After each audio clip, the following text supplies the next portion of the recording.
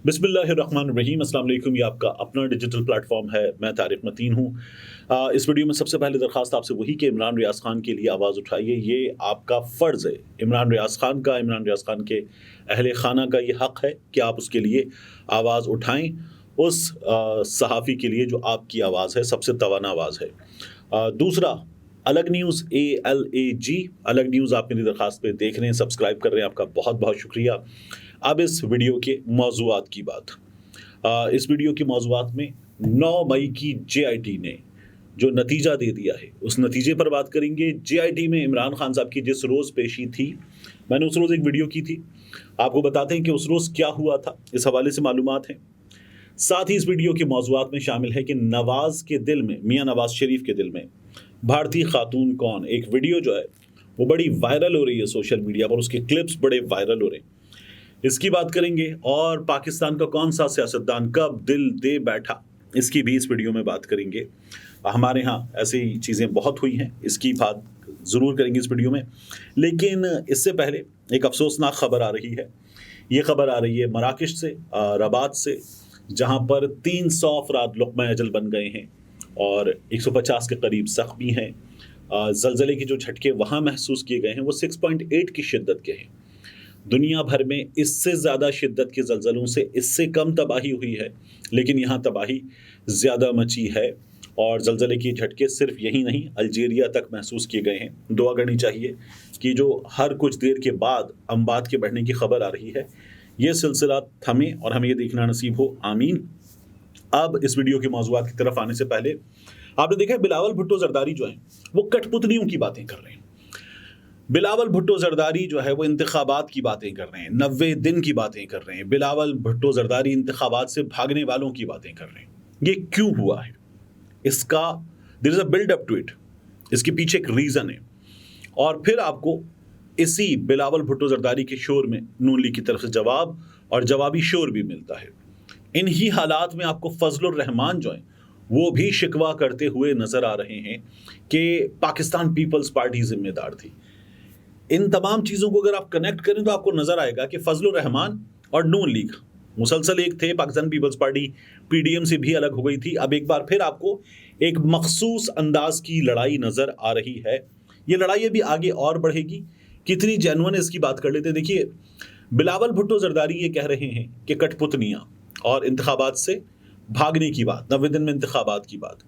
तो तलाल चौधरी ने उनको ये कहा है कि क्या बिलावल को नहीं पता था, उनकी जमात को नहीं पता था कि काउंसिल ऑफ कॉमन इंटरेस्ट में जब वो मरदमशुमारी के मामले पर दस्तखत करते हैं, हल्का बंदियों के मामले पर दस्तखत करते हैं, तो इंतखाबात आगे बढ़ेंगे, क्या इस बात से बेखबर थे? अब इंतखाबात की बात 90 दिन में क्यों कर रहे हैं? नून लीग 90 दिन से इंतखाबात को आगे ले जाना चाहती है। इस वक्त जो तबाही मची हुई है, इस वक्त जो शदीद ख़राब हालात हैं, ये ख़राब हालात नून लीग को लगता है, मतलब ये पाकिस्तान के हक़ में नहीं है, ये आम पाकिस्तानी के हक़ में नहीं है, लेकिन नून लीग को लगता है उसके हक़ में है। इतनी बुरी तबाही मच जाए कि नून लीग ये सोचे कि देखो हमारा इसमें फ़ायदा है। अब लोग इस हुकूमत को, निगरान हुकूमत को बुरा भला कह रहे हैं। आप देखिए, आपको यूट्यूब पर और टेलीविज़न प्रोग्राम्स में भी सहाफ़ी ऐसी बातें करते नजर आएंगे, निगरान हुकूमत के आने के बाद से डॉलर इतना ऊपर गया है। आपको ये बातें करते हुए नजर आ रहे हैं, निगरान हुकूमत के आने के बाद से बिजली इतनी महंगी हुई है, निगरान हुकूमत के आने के बाद से इतने मुजाहिरे हुए हैं, और मज़ीद क्या क्या महंगा होगा। हमारे यूट्यूब पे ख़ासतौर पर इंडिविजुअल्स ये आपको बातें करते हुए नजर आ रही हैं। पता है कि ऐसी कहानी है, एक आदमी कफन चोर था। जब उसकी मौत करीब नजर आ रही थी ना, उसे शदीद बीमार था, बिस्तर मर्ग पे था, तो उसने अपने बेटे को बुलाया और बुला के कहा कि बेटा कुछ ऐसा करना कि मेरे जाने के बाद मुझे लोग बुरे लफ्ज़ों में याद ना करें। तो उसके बेटे ने, मरता हुआ बाप था, वादा कर लिया। हाँ, जब बाप मर गया, दफनाने का सोचने लगा कि अब मैं क्या करूं ऐसा कि मेरे कफन चोर बाप को लोग जो है वो अच्छे लफ्ज़ों में याद करें। उसने फिर एक तरीक़ा सोचा। उसने किया ये कि वो अपने बाप के मरने के बाद जो लोग मरते उनकी कब्रों से कफन चुराता, और सिर्फ कफन नहीं चुराता, वो मुर्दे की 2-4 बड़ी हड्डियां भी चुरा लेता था। तो लोगों ने फिर ये कहना शुरू किया कि यार इससे बेहतर तो इसका बाप था, वो सिर्फ कफन चुराता था, ये तो मुर्दे की हड्डियां भी चुरा के ले जाता है। तो ये बात जो है वो शुरू हो गई। तो इसी तरह से नून लीग अब ये सोच रही है कि तमाम गालियां इस निगरान हुकूमत को पड़े, इंतखाबात थोड़ा दूर हो जाए, तो जो हमने तबाही मचाई है वो लोगों को कम फील हो। تو یہ ہمارے یہاں اسی طرح سے ہوتا ہے. اب آ جائیے اس ویڈیو کے موضوعات کی بات. جے آئی ٹی نے قرار دیا کہ عمران خان صاحب، اور صرف عمران خان صاحب ہی نہیں، شاہ محمود قریشی صاحب بھی، اسد عمر صاحب بھی، عمران خان صاحب کی بہنیں بھی اور دیگر لوگ بھی، یہ 9 مئی کے ذمہ دار ہیں. جے آئی ٹی کا یہ نتیجہ ہے. اس پر ہمارے یہاں ایک شور مچا کے دیکھا مجرم. تو ایک تو جے آئی ٹی کا جو نتیجہ ہے وہ جے آئی ٹی کا نتیجہ ہے، یہ عدالت کا فیصلہ نہیں ہے. یہ پہلی بات یاد رکھیے. میٹر کرتا ہے عدالت کا فیصلہ. ہاں، جے آئی ٹی کے نتیجے میں عدالت کے فیصلے تک، کسی اور جگہ تک پہنچنے میں مدد ملے گی، یہ امپورٹنٹ ہے، یہ اس لحاظ سے امپورٹنٹ ہو سکتا ہے. لیکن عمران خان صاحب اس روز کہاں تھے؟ عمران خان صاحب اس روز گرفتار ہو چکے تھے اور قید میں تھے. اس روز باقی لوگ کہاں تھے؟ وہ اپنا جواب دے چکے ہیں. اسد عمر صاحب تو اب بھی آزاد ہیں. عمران خان صاحب کی بہنیں کہاں تھیں؟ وہ یہ جو جناح ہاؤس ہے لاہور کا، اسی کی جے آئی ٹی ہے یہ. تو وہ جو ہیں وہاں پہنچی ضرور تھیں، لیکن ان کی ویڈیوز موجود ہیں کہ وہ لوگوں کو روک بھی رہی تھی اور وہ احتجاج کے لیے جمع ہوئے تھے. تو اب جے آئی ٹی کی پیشی پہ کیا ہوا تھا؟ عمران خان صاحب جب جے آئی ٹی کی پیشی پہ گئے تھے تو عمران خان صاحب جے آئی ٹی سے کہہ رہے تھے لاؤ کوئی ویڈیو دکھاؤ، لاؤ کوئی آڈیو سناؤ جس سے یہ ثابت ہو کہ میں نے کہا تھا یہ تمام چیزیں کرنے کو. تو جے آئی ٹی عمران خان صاحب کے وکلاء میں شامل ہیں علی اعجاز بھٹر صاحب سے میری بڑی ڈیٹیلڈ بات ہوئی. وہ اندر وہاں موجود تھے اس جگہ. وہ کہتے ہیں کوئی جواب نہیں تھا ان لوگوں کے پاس اور ان کے پاس دکھانے کو کچھ نہیں تھا. تو پھر جے آئی ٹی نے کہا تھا نا عمران خان صاحب پہ ایک اور مقدمہ ہو گیا تھا کہ یہ دھمکیاں دے کر گئے میں سنگین نتائج کی. تو عمران خان صاحب نے کہا کہ آپ لوگ ایمانداری سے اپنا کام کریں. جس طرح جب الیکشن ہوں گے تو لوگ پاکستان تحریک انصاف کے ساتھ کھڑے، پاکستان تحریک انصاف کی حکومت آئے گی، پھر ہم آپ کو بتائیں گے کہ یہ جو کام ہے یہ کیسے کیا جاتا ہے. آپ لوگ کچھ لوگوں کی ہدایات پہ یہ کام کر رہے ہیں، یہ مت کریں. عمران خان صاحب نے یہ بات جو ہے وہاں جے آئی ٹی میں کی تھی. اور جے آئی ٹی نے یہ کہا ہے، بعض جگہوں پر تو یہ بھی رپورٹ ہو رہا ہے کہ عمران خان صاحب نے اعتراف کر لیا تھا.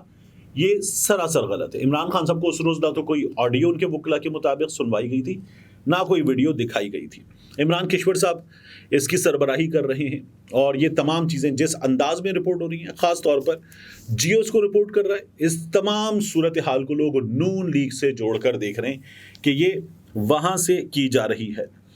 اب اس کے بعد میاں نواز شریف کا دل لینے والی، دل جیتنے والی یہ جو بھارتی خاتون ہے، اس کی بات ہمارے دوست ہیں اسد اللہ خان، انہوں نے ایک ویڈیو کی ہے. یہ پارٹ 2 ہے. پارٹ 1 میں انہوں نے بات کی تھی کہ لندن میں اکثر ایک نوجوان آتا ہے میاں نواز شریف صاحب کے گھر ایون فیلڈ، اور وہاں پر جو باہر صحافی وغیرہ موجود ہوتے ہیں ان کو کہہ دیا جاتا ہے کہ ابھی میاں صاحب کے ایک مہمان آ رہے ہیں، ان کے آنے پر ویڈیو مت بنائیے گا.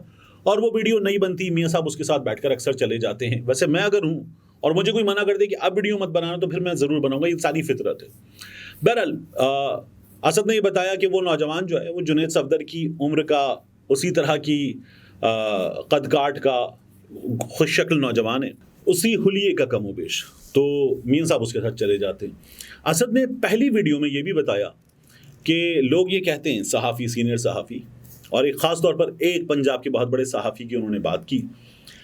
ان کا یہ کہنا ہے کہ تم لوگ عمران خان کی مبینہ بیٹی ٹیرین وائٹ کی بات کرتے ہو، لیکن پنجاب کے ایک سیاستدان نے اپنی جائیداد میں سے کسی کو حصہ دیا ہے، اپنی ایک مبینہ اولاد کو. جب وہ کہانی سامنے آئے گی تو یہ کہانی بہت چھوٹی پڑ جائے گی. اب اسد نے تب یہ کہا کہ وہ اس بارے میں مزید معلومات جو ہے وہ ابھی شیئر نہیں کر رہے. اب پارٹ 2 کیا انہوں نے. پارٹ 2 میں وہ یہ بتاتے ہیں کہ میاں صاحب کی جو پہلی وزارت عظمیٰ تھی، بھارت سے ایک وفد آیا تھا. اس وفد میں ایک خاتون تھیں. خاتون جو تھیں وہ بہت خوش شکل تھیں، اور پھر وہ خاتون پاکستان میں رک گئیں یا روک لی گئیں. میاں صاحب اس خاتون کو دل دے بیٹھے، اور پھر وہ خاتون جو ہے وہ مری میں رکھی گئیں. پھر وہ خاتون بعد میں لندن لے جائی گئیں.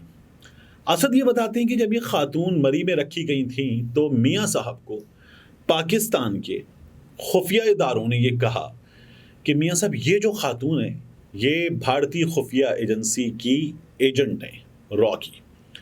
تو میاں صاحب نے اس وقت یہ خبر دینے والے کو سیک کر دیا تھا اسد کے مطابق. اور وہ یہ کہتے ہیں کہ یہ ریکارڈ چیک کر لیا جائے کہ اس آفیسر کے ساتھ کیا ہوتا. اسد کے مطابق اس کام کو کرنے کے لیے بلی کے گلے میں گھنٹی کون باندھے گا، یہ کرنے کے لیے انتخاب ہوا کرنل ریاض کا، جوائنٹ ملٹری سیکرٹری. تو کرنل ریاض جو ہیں ان کا انتخاب اس لیے ہوا کہ وہ میاں نواز شریف کے بہت قریب تھے، اور کرنل ریاض کے جو والد تھے وہ میاں شریف کے بہت قریب تھے، میاں نواز شریف صاحب کے والد کے، تو ان کا انتخاب ہوا. لیکن اس کے باوجود بھی، قریب ترین آدمی کا انتخاب کرنے کے باوجود بھی، جیسے یہ بات بتائی گئی تو میاں صاحب نے کرنل ریاض صاحب کو سیک کر دیا تھا. یہ اسد کی سٹوری ہے، اور وہ کہتے ہیں کہ اس ریکارڈ کو چیک کر لیا جائے. اب میاں صاحب جو ہے وہ لندن میں ہیں، اور ان خاتون کے حوالے سے بات ہوتی ہے. خاتون لندن لے جائی گئی تھی. اسد بار بار کہتے ہیں کہ سلسلے میں مزید ڈاٹس کنیکٹ نہ کیے جائیں. ان خاتون کا نام ابھی اسد نے نہیں بتایا ہے. انہوں نے کہا کہ میں ابھی نہیں بتا رہا. تو ہم اسد کے یوٹیوب چینل پہ جا کے آپ کی ویڈیو بھی دیکھیے، تو ہم جو ہے وہ تیسرے حصے کا، اسد کی پہلی ویڈیو تھی، یہ پارٹ 2 تھا، تیسرے حصے کا بھی انتظار کر سکتے ہیں کہ اس میں ہمارے سامنے مزید معلومات آئیں گی. اس بات کا امکان ہے. میاں صاحب کے معاملے میں ایک تو بخاری صاحب کی سٹوری ہے، پورا پاکستان جانتا ہے. ایک سٹوری میاں صاحب کے معاملے میں، ایک سٹوری جو ہے وہ کم بارکر کی ہے، جو وہ خود انٹرویوز میں ایک سے زائد بار سنا چکی ہیں کہ میاں صاحب جو ہیں وہ ان کے انٹرویو کے دوران کس طرح سے لٹو ہو گئے تھے. اور میاں صاحب جو ہیں what do you think of my self, یہ بھی میاں صاحب کر چکے تھے ان کے ساتھ کم و بیش، کہ میں اتنا ہینڈسم نہیں ہوں، میری صحت ایسی، میرا قد ایسا، اور وغیرہ وغیرہ. یہ تمام باتیں میاں صاحب نے ان سے بھی کر لی تھیں. اور اسی طرح سے ایک بھارتی خاتون گلوکارہ کی بھی بات اکثر ہوتی ہے. تو ہمارے سیاستدان جو ہیں وہ ان کے معاشقوں کی کہانیاں مختلف آپ کے سامنے آتی رہتی ہیں. لیکن اچھی بات یہ ہے، دیکھیے نا، جیسے فیصل واوڈا صاحب کی اور سعدیہ صاحبہ کی شادی ہوئی، یہ رشتہ شادی پہ منتج ہوا، بہترین، قابل ستائش. لیکن اسی طرح سے ایک دو بزرگ سیاستدان ہیں، انہوں نے شادیاں کی ہیں ٹیلی ویژن پرسنالٹیز کے ساتھ، اور اس سے اچھی کیا بات ہے کہ وہ جو چیز ہے وہ شادی پر منتج ہو. لیکن جو ہے وہ ہمارے ہاں معاشقوں کی بھی کہانیاں ہیں، اور بہت ہیں.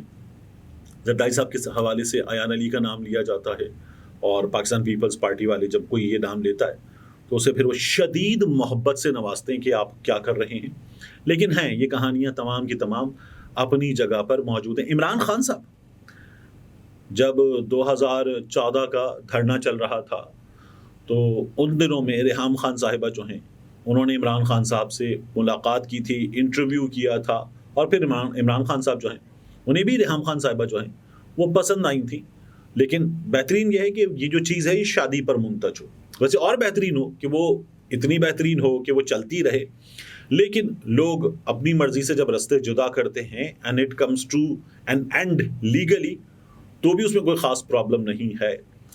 لیکن اس کا نتیجہ اگر شادی ہو تو بہت اچھی بات ہے، اس میں کوئی بھی پرابلم، کوئی بھی مضائقہ نہیں ہے. ملتے ہیں انشاءاللہ آپ سے اگلی ویڈیو میں.